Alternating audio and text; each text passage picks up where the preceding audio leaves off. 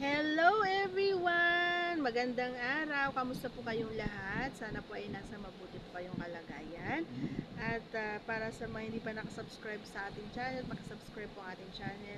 At pakipindot na rin ang tiny notification bell para ma-update po kayo pag meron po tayong mga new upload videos. Disclaimer, ang mga videos natin ay para lamang po sa may bukas ang kaisipan at may malawak na pang unawa. Kaya kung ikaw ay wala nito, maaari na lamang po mamili ng mga video, mag-skip at mamili ng mga videos na nararapat po para sa inyo. Ayan na. Shout out po kay Idol Robin Kagitla. Shout out po sa iyo, Idol. And Pedro Concepcion. Ronald Alborote. To Builds Rap. Shout out po sa inyo mga parikoy. Ang ating topic ngayon, sabi niya, gaano nga ba kasarap kapag nilalaro ang pechay mo? Yan ang ating topic for today's video. Ayan, kung gusto mong malaman ang ating kasagutan, tapusin hanggang ito sa dulo. Okay, gaano nga ba ito kasarap? Depende, parikoy, sa iyong paglalaro.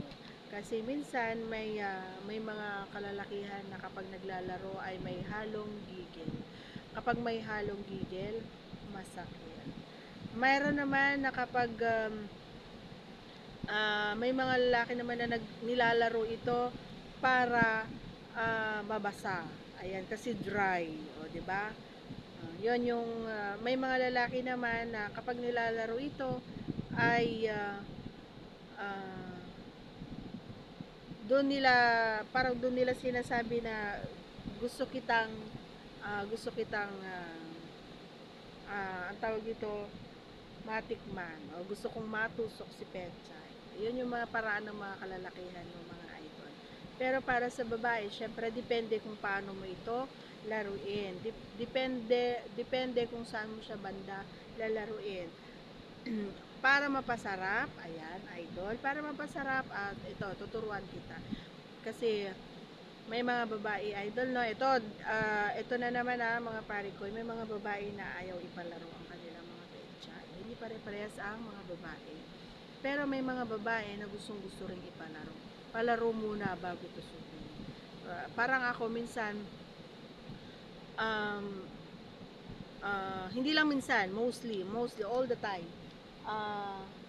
Gusto kong nilalaro muna, no, pare ko, nilalaro muna, laruin mo muna bago mo ipasok kasi nga mas nadadagdagan kumbaga yung or init ng katawan ko kapag nilalaro muna yung si Pechay. Kasi minsan may pagkakataon na kapag nilalaro tapos nakuha mo yung kiliti ni Pechay, is talaga naman na ako yung mauunang magtatrabaho, ako yung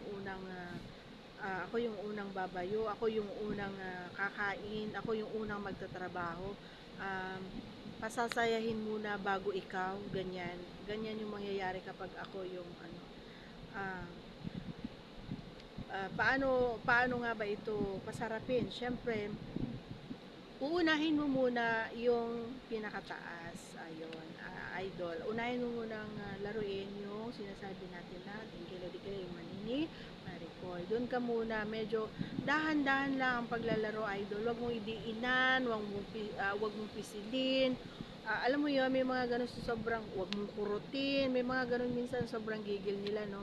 So, ang tamang-tama lang, paikot ang gawin mo. Kung hanggat maaari, kumuha ka ng kaunting basa doon sa butas, doon sa bukana ni Pechay. Ayun, kumuha ka ng kaunting malapot-lapot doon na malagkit. Medyo ikaros mo ng kaunti yung kamay mo na panlalaro mo doon sa taas. Ayan, medyo pa ikutin mo lang siya doon sa taas ng marahan lamang, very smooth, very gentle, kumbaga.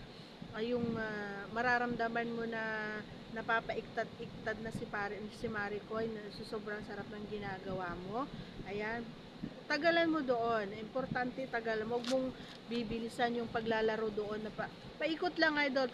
Ikutin mo lang yung daliri mo, kung anong sang bandang daliri mong gagamitin, paikot-ikutin mo lang doon, pero wag mo hahayaan na mag-dry habang pinilalaro mo yung tinggil o di kay mani idol. Huwag mo hahayaan na dry yon. Kailangan, kung maaari nga, lagyan mo ng baby oil yung kamay mo, lagyan mo ng kahit anong pampadulas yung kamay mo para hindi siya masaktan. Kasi mostly kasi pag dry na, kahit nalaruin mo ng gentle or soft yung mani or yung tinggil, is talaga naman na hahapde. So, mas maganda kapag lagyan ng baby oil or yung kumuha ka sa tawag dito, kahit sa laway mo, kung alam mo naman na safe, ganyan, na malinis. Yun, ugalihing panatilihin, ayan, panatilihing basa ang kamay mo habang nilalaro mo si Tingeline doon sa taas. And then habang nilalaro mo, patagalin mo siguro nasa 15 seconds, 15 minutes, no, 10 na, ayan, 5 to 10 minutes laruin mo doon. And then pagkatapos noon ay yung pinaka lips niya doon sa gitna, 'di ba may dalawang lips 'yan, dalawang lips si Pecha, yan ang sa gitna, yung gitna naman ang taas baba mo na ganon, taas baba. Syempre kukuha ka pa rin ng konting basa doon, o di kaya medyo, kung ayaw mo naman na kainin si Pecha, syempre lagyan mo ng kaunting basa, ayan, sa pamamagitan ng dila mo, ganyan kaunti lang para may pampadulas kumbaga doon sa kamay mo.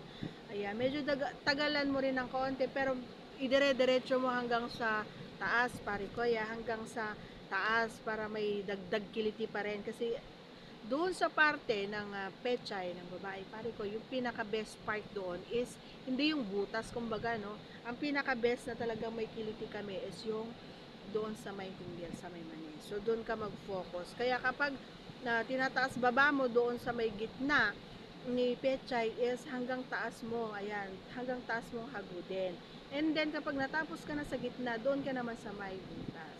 So kung alam mo sa sarili mo na kaya ng 2 o 3 daliri mo yung butas ng partner mo, at alam mo at nararamdaman mo na masaya siya doon sa pagpasok mo doon sa 2 or 3 daliri mo, why not gawin mo? Kasi may pagkakataon na talagang makakaraos at malalabasan siya.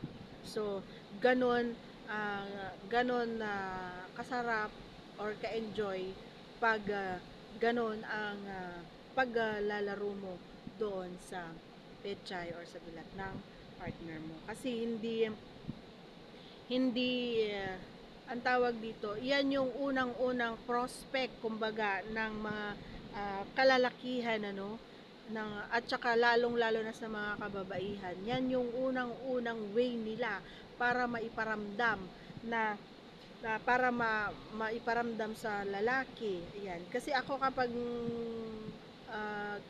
gusto kong magpa-jontot, talaga naman na hinahawak ko, kinukuha ko na yung kamay ng partner ko at pinapahawak ko yung si Pecha. Yun. Pinapahawak ko na siya. Yan yung way din para